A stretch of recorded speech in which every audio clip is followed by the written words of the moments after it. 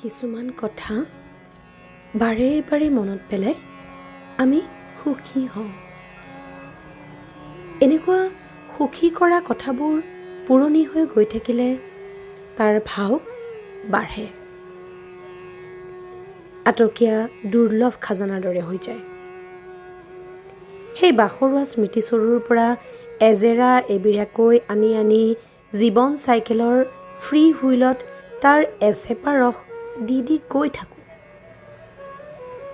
জীৱন ঠেলিবলৈ মধু সোঁৱৰণিৰ দৰকাৰ।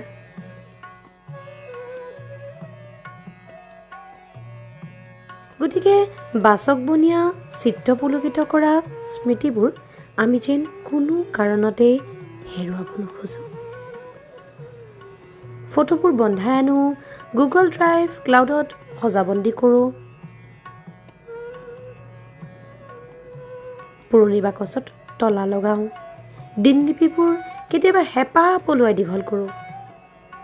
কি বা নকৰোঁ আমি। কিন্তু স্মৃতি বৰ মদগৰ্বী। মন গ'লে মাখিৰ পাখিতে ৰৈ যায়, মন নগ'লে মেঘৰ চৰাই হৈ উৰি যায়। পাহৰা স্মৃতিৰ জুনুকা এধাৰ ৰাতিৰ সপোনতো জুনুককৈ বাজে। বুকুৰ অতল তলিত অকাৰণতে কঁপে, মুহূৰ্তৰ বিজুলী হৈ চমকি হেৰায়।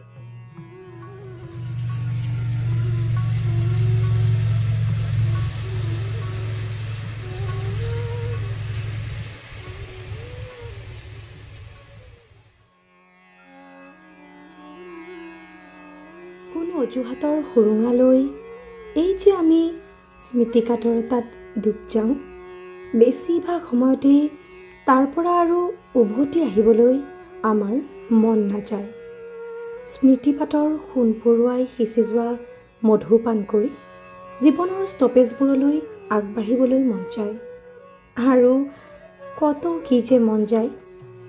এই আটাইবোৰ সোণহেৰীয়া কথা আপইতা গল্পৰ টোমত ভৰাই আগবঢ়াই দিছে নিপুণ গল্পকাৰ অপু ভৰদ্বাজে।